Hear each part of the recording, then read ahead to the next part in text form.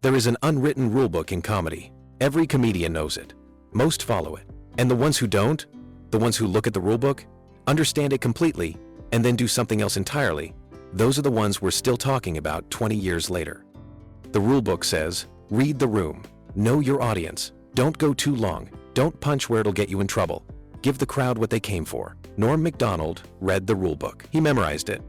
And then he walked on stage and did the opposite, not out of recklessness, not out of a need to shock, but out of something harder to explain and more interesting. A genuine belief that the joke, the true joke, the best possible version of a joke, was more important than whether the room was comfortable, whether the host was happy, whether the network was pleased, or whether any of the powerful people in his professional life were going to call someone afterward. Well, you know, a man grows.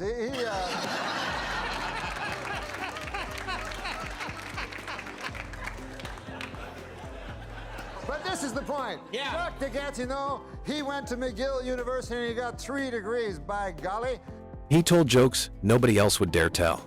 Not because he was fearless in the way we usually use that word, some pumped-up, defiant, look-at-me fearlessness, but because he seemed genuinely, constitutionally incapable of telling a lesser version of the joke just because a better version made people uncomfortable. This is the story of those jokes, what they were, why they worked, and what they tell us about one of the most original minds American comedy has ever produced. This is Norm Macdonald, telling jokes nobody else would dare tell. The nature of the undared joke. According to an obscure 14th century law, British Army Captain James Hewitt could be hanged for having an affair with Princess Diana. The punishment for having sex with Princess Diana is death. The punishment for having sex with Princess Anne is having sex with Princess Anne. Before we get into specifics, we need to define what we mean by a joke nobody else would dare tell. Because there are different kinds of undared jokes, and they're not all the same thing. There is the joke that is undared because it's offensive, crude, provocative, designed to transgress. This is the most common category, the shock comedian, the provocateur, the person whose entire identity is built around saying the thing polite society won't say. This is a legitimate tradition. It has produced great comedy, but it is not what Norm was doing. There is the joke that is undared because it might not work, the strange joke, the long joke. It was revealed today that O.J. Simpson told police that Nicole Brown Simpson used to beat him up. He also claimed that she and Ron Goldman killed him.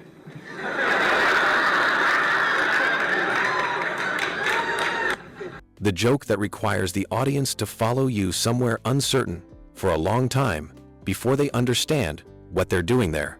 This is rarer and harder. There is the joke that is undared because it might cost you something. Your job, your relationship with a powerful person, your standing in an industry that does not particularly reward those who make enemies in high places. This is rarest of all, because this one requires not just craft and strangeness, but a willingness to absorb consequences. Norm operated in all 3 categories, but what made him singular was the third. The jokes that cost him something. The jokes he made anyway. And there's a 4th category that is almost impossible to describe, but that Norm uniquely inhabited. Judge Ito was interviewed this week by a local TV station in Los Angeles, asked by the interviewer if it was appropriate for a supposedly impartial judge to be on TV with his case still pending. Ito said, "Maybe not, but how appropriate is it to kill your ex-wife?"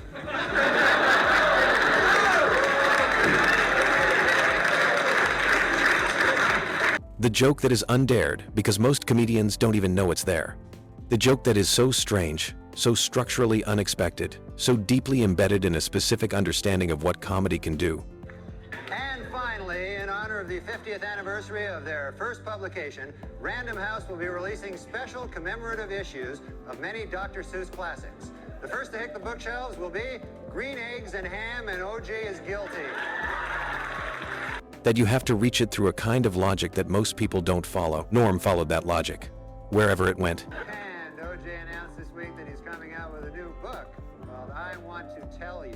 And if it's successful, O.J. will work on yet another book entitled From Football to Prison, My 25 Years of Showering with Other Men. The O.J. jokes. We cannot talk about jokes Norm told that nobody else would dare without beginning here, because these are the most famous and the most consequential. During his time as Weekend Update, anchor on Saturday Night Live, From 1994 to 1997, Norm made a decision that most comedians, most television personalities, most human beings with jobs they wanted to keep would not have made. He decided that O.J. Simpson had murdered 2 people, and that this was true. In his book, O.J. Simpson says that he would have taken a bullet or stood in front of a train for Nicole. Man, I'm going to tell you, that is some bad luck when the one guy who would have died for you kills you. That's probably... You don't get worse luck than that. And that the funniest thing about the situation was the various ways in which the American media and legal establishment was pretending it wasn't. And then he said so. On television, repeatedly, for 3 years. The courage of this, if courage is the right word. O.J. Simpson's new fitness video was released this week, and hitting the shelves next week, Simpson's newest video, Dwarf on Stalking.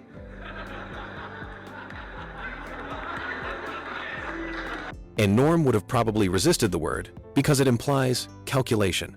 And he seemed to resist calculation was not in the individual joke. It was in the refusal to stop. Week after week, he returned to the same premise. Thanks, I'm Norm Macdonald, and now the fake news. Well, it is finally official. Murder is legal in the state of California.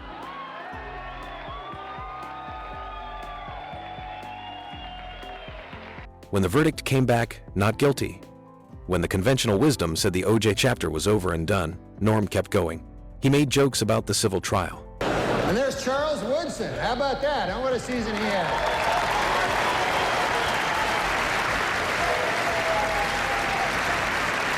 Great, man. He became the first defensive player to win the Heisman Trophy. And congratulations, Charles. That is something that no one can ever take away from you. Unless you kill your wife and a waiter, in which case... all bets are off. Just a word of advice. Folks, before we can begin handing out our awards tonight, He made jokes about Simpson's public appearances. He made jokes that assumed, with the calm certainty of a man stating the obvious, that the most famous acquittal in American legal history had been wrong. In his book, O.J. Simpson says that he would have taken a bullet or stood in front of a train for Nicole. Man, I'm going to tell you, that is some bad luck when the one guy who would have died for you kills you. That's probably... You don't get worse luck than that. The jokes themselves were structurally simple. The comedy was in the plainness of them, in the gap between the enormity of what he was saying and the mildness with which he was saying it. He wasn't ranting. He wasn't outraged. He was mildly, cheerfully, consistently noting something that he seemed to find almost self-evident. This cost him his job. He kept making the jokes. That is the truest measure of what we mean by jokes nobody else would dare tell. Well, more O.J. Simpson news. On Friday, the Juice officially endorsed Bill Clinton for president, adding, quote, "I'd like to help him any way I can." To which the president replied, "Well, there is one thing."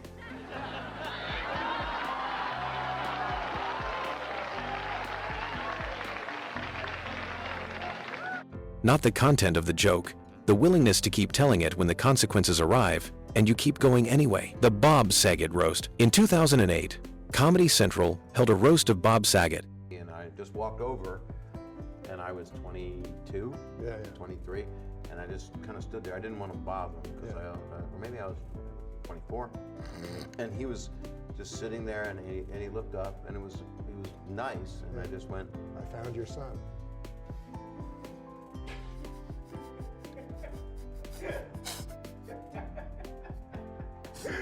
That's it. Bob Saget's been our guest.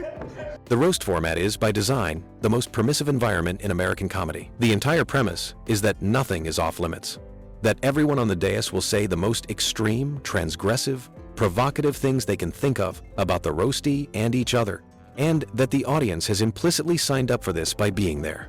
Bob TV blooper Bob Saget. Bob Saget. TV blooper Saget. Yeah, he directed it. Yeah. Now, can he direct? No, not at all.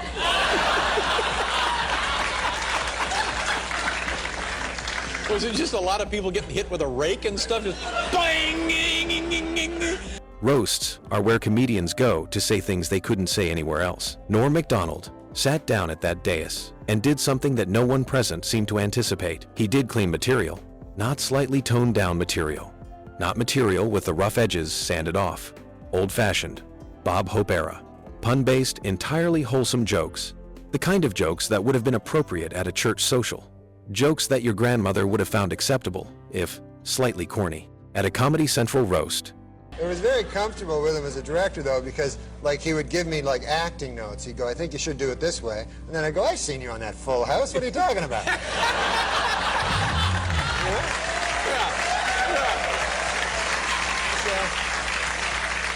So you hired him to direct the movie so you'd have somebody to push around? Is that what it is? No, he actually is very, very... The reaction was immediate and complex. The audience laughed tentatively, then more fully, then with a kind of helpless surrender. The other comedians on the dais didn't know what to do. The format had been inverted so completely that the entire architecture of the event was thrown off. The roast had been roasted. What Norm was doing, and he was very clear about this in subsequent interviews, was a specific, deliberate act of comedic philosophy. He believed the roast format had become formulaic. And finally, John Wayne Bobbitt is going to be an adult film star. He has been signed to play himself in the John Wayne Bobbitt story. The part of his severed penis will be portrayed by Pauly Shore. He believed that because everyone was doing transgressive material had become the safe choice. The actually surprising, actually subversive thing to do at a roast was the thing nobody expected, which was to be inoffensive. The joke was, the form itself is the punchline. He said, in essence, that the boldest thing you could do in a room full of people trying to shock each other was to refuse to be shocking, and that this refusal was itself more provocative than anything anyone else on that stage was going to say. He was right. The Saget roast appearance is still discussed and dissected today. The other performers did what was expected. Norm did the one thing that wasn't expected, and in doing so, made everything else on the stage look small and predictable by comparison. This is the joke nobody else would dare tell. The joke that exposes the cowardice of the people around you by being, in the most apparent sense, less brave than them. The Conan moth joke. There is a particular Norm Macdonald appearance on Late Night with Conan O'Brien. Here with Norm Macdonald, and you know, I find out more and more about you every time you come on the program. You know, I always study up on a file and I learn more about you, and I was really surprised to learn, I didn't know this. I didn't know this, but you were a bartender. That has become, in the years since the internet made clips permanent and searchable, something close to a sacred text among comedy obsessives. It is commonly referred to as the moth joke, or the moth story. The distinction between joke and story is actually part of what makes it interesting. Norm comes out. He is in good spirits, apparently. He tells Conan he has a joke. Conan, who has been through enough Norm Macdonald appearances to know that something is coming that he cannot prepare for, settles in. And then Norm tells a story. Well, you know, a man grows.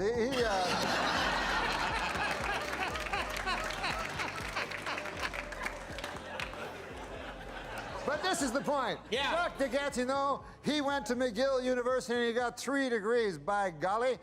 The story involves a moth who goes to see a doctor. It has characters. It has emotional detail. The moth's pain. The moth's despair. The moth's specific and articulated suffering. It builds. It takes unexpected turns. It goes places you don't anticipate. Norm adds details that seem significant and later seem irrelevant, and then seem significant again in a way that is hard to pin down. The audience is laughing. They are also confused. They are also slightly worried. Worried, specifically, that this might not land. That they are watching a comedian walk himself off a ledge.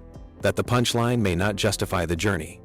And then comes the punchline, which is, and this is important technically, a punchline. It has the structure of a punchline. It arrives in the right place, but it's so deliberately, precisely inadequate that the audience doesn't know whether to laugh or to marvel at what just happened. They do both. The joke is not really about a moth. The joke is about the structure of jokes. The setup is a setup for a setup. The story is a container for a joke about containers. It works on 3 or 4 levels simultaneously, each of which is funnier than the last if you follow all the way down. Nobody else would tell this joke, because nobody else would have the patience, the conviction, or the structural understanding of comedy to know that it would work. To know that the audience would follow you for that long, and that when you finally arrived somewhere that looked like a dead end, They would understand, even if they couldn't explain it, that the dead end was exactly where you were supposed to be. The Conan moth joke. What's actually happening?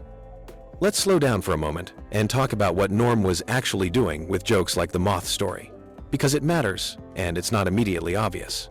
There is a comedy concept called the anti-joke. An anti-joke is a joke that works by refusing to deliver what a joke is supposed to deliver.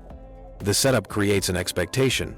The punchline violates that expectation, not with a surprising but logical reversal, but with something so flat or irrelevant that the absence of a punchline is itself the joke. Norm was the master of the anti-joke, but his version was more sophisticated than the description makes it sound, because his anti-jokes weren't simply absent of content. They were precisely, carefully calibrated absences. The thing that wasn't delivered was chosen with exact knowledge of what would have been delivered in a conventional joke, and the gap between those two things, the expected and the actual, was engineered to a specific width. Too narrow, and it's just a bad joke. Too wide, and it's just random. Norm's anti-jokes were calibrated to the exact distance that makes you laugh at the gap itself. He also understood something about time that very few comedians have ever understood as well. He knew how long to hold a moment. He knew how long silence could last before it became uncomfortable, and he knew how to extend it past that point and turn the discomfort into something funny. He treated the silence after a punchline as part of the joke, not dead air, but an active comedic tool. These are the jokes nobody else dares to tell because most comedians don't know they exist. You have to reach them through a way of thinking about comedy that most practitioners never develop, because developing it requires being willing to fail in specific, unusual ways for a long time before the technique becomes reliable. Norm failed in those ways, privately and in small rooms, for years. By the time he was doing it on national television, it looked effortless. It was not effortless. It was the opposite of effortless. It was the result of so much effort that the effort had become invisible. The sports show, among the less discussed but equally fascinating Norm Macdonald comedy ventures, was his time hosting what was essentially a sports comedy hybrid show in the early 2000s. The show was called Norm Macdonald Live in a later incarnation, but there was an earlier sports-adjacent program that put Norm in a context that seemed completely mismatched and that he therefore found completely natural, because the mismatch was where he lived. The jokes he told in sports contexts followed a similar pattern to his best work elsewhere. An apparent willingness to engage with the premise, followed by a gradual revelation that he had no intention of engaging with the premise, followed by a long time in the space between engagement and non-engagement that turned out to be where the funny was. He did not make obvious sports jokes. He did not make the kind of jokes that a sports audience comes to a comedy show expecting. He made jokes about sports, about the institution of it, about the culture around it, about the specific peculiarities of athletes and coaches and the people who follow them that required you to step back from the thing and look at it from somewhere else. These were jokes that made people who love sports laugh and made them slightly uncertain about why they were laughing. The best comedy often does this. It gives you the laugh and then leaves you slightly unsure of its provenance. The Hitler joke and the nature of taboo. There's a specific type of joke that is considered so far outside the acceptable range that almost no working comedian touches it, not because they lack the nerve, but because the comedic math almost never works out. The potential offense is so large and so loaded that the joke has to be extraordinary to justify its existence. Norm Macdonald made Hitler jokes, not regularly, not as a brand, not in the way of a shock comedian building an identity around transgression. He made them occasionally, carefully, and when they worked, which they did, in his hands they worked in a way that illuminated something about the nature of comedy itself.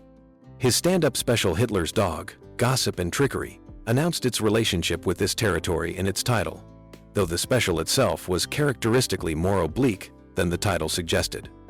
The jokes that touched on Hitler or other dark historical figures worked in Norm's delivery because he wasn't using them for shock. He was using them to examine the relationship between evil and absurdity the way that genuinely monstrous things, when described with perfect deadpan literalness, reveal a quality of absurdity that we usually avoid looking at because the horror seems to demand a more serious mode. Norm's implicit argument, and he would probably have resisted calling it an argument, was that laughter and horror are not opposites, and that sometimes a joke gets closer to the truth of a terrible thing than a solemn statement does. This is a philosophically risky position. In the wrong hands, it produces lazy, offensive material that mistakes transgression for insight. In Norm's hands, it produced some of the most uncomfortable and intellectually interesting comedy of his generation. The joke nobody else would dare tell here is the joke that forces you to laugh at something you believe you shouldn't laugh at, and in doing so, makes you examine why you believe that. The self-deprecating jokes that weren't. There is a form of talk show comedy that is essentially mandatory for celebrities. The self-deprecating anecdote. You tell a story in which you look foolish, or vulnerable, or imperfect, and the audience finds this charming, and you come across as likable and grounded, and everyone is pleased. Norm told versions of these stories.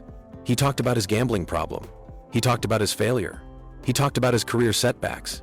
He engaged with the genre, but he had a tendency to execute the self-deprecating joke in a way that subverted the genre entirely. A conventional self-deprecating story has a specific architecture, setup involving the embarrassing situation, the comedian's flawed response to it, resolution that is either triumphant or ruefully unsuccessful, punchline, laugh, goodwill toward the comedian. Norm's version of this story often ended without the resolution. He would describe the situation, describe his response, and then stop not at a punchline, but at the point of maximum uncertainty. The audience would wait for the resolution. It wouldn't come. And in the waiting, in the space where the resolution should have been, was something funnier and more honest than any resolution would have provided. He once described his gambling problem in a way that made it clear he found the problem genuinely interesting, not shameful, not triumphantly conquered, not even ruefully accepted, but interesting, as a phenomenon, as a thing about himself that he observed with curiosity. This is not the stance you take in a self-deprecating anecdote. The self-deprecating anecdote requires you to have a stance remorse, wisdom, hard-won understanding. Norm declined to take a stance. He described and observed and then stopped. It was funnier and more disturbing than anything a conventional self-deprecating story would have produced. The joke about death. Norm Macdonald talked about death a lot, not in the morbid, look-at-me confronting mortality way, not in the philosophical comedian mode of existential wrestling. He talked about death the way someone might talk about the weather, as an observed condition of the world that was worth describing and noting, and occasionally finding extremely funny. He told jokes about death that other comedians wouldn't tell because other comedians couldn't tell them the way Norm told them. The key was the absence of sentiment. Other comedians who venture into death-adjacent comedy tend to anchor it in feeling the joke is ultimately about how we feel about death, about our fear of it, or our acceptance of it, or our complicated relationship with it. Norm told jokes about death as if it were a simple fact, a thing that was going to happen, a thing that had happened to many people who were then dead and who were no longer available for comment. The flatness of this delivery, the refusal to dress the subject in sentiment, the willingness to treat the end of consciousness as a topic roughly as weighty as a scheduling problem, was genuinely unnerving. And it was, because of the unnerving quality, genuinely funny. In the years since his death, since it was revealed that he had spent 9 years with leukemia, telling almost nobody, continuing to work his jokes about death have been reevaluated. People have gone back and listened to them with the knowledge that he was dying while he was making them. And the jokes sound different with that knowledge. Not sadder. Exactly. Something harder to name than that.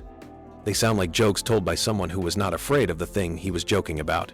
Not because he was brave in the chest-thumping sense, but because he seemed to find the whole situation, the mortal situation, the human situation, the situation of being here, and then not being here genuinely, darkly, irresistibly funny. These are jokes nobody else would dare tell, because nobody else would mean them in quite this way. The legacy of the undared joke. What does it mean to tell jokes nobody else would dare tell?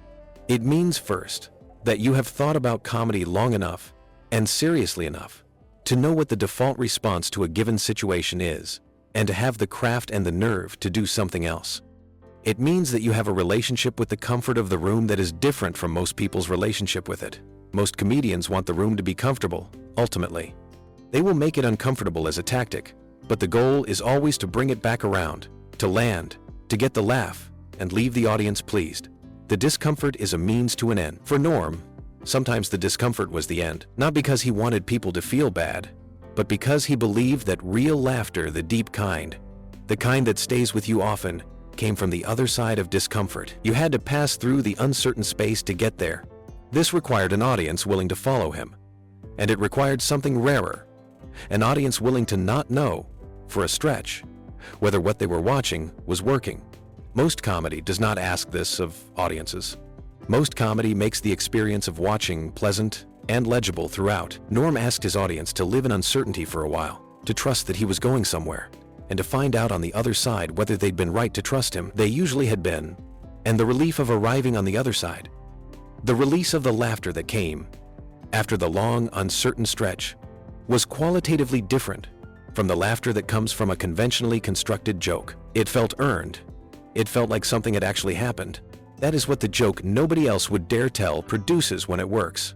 Not just a laugh, an experience. Norm Macdonald died in September 2021, 9 years into a private battle with leukemia that he had disclosed to almost no one.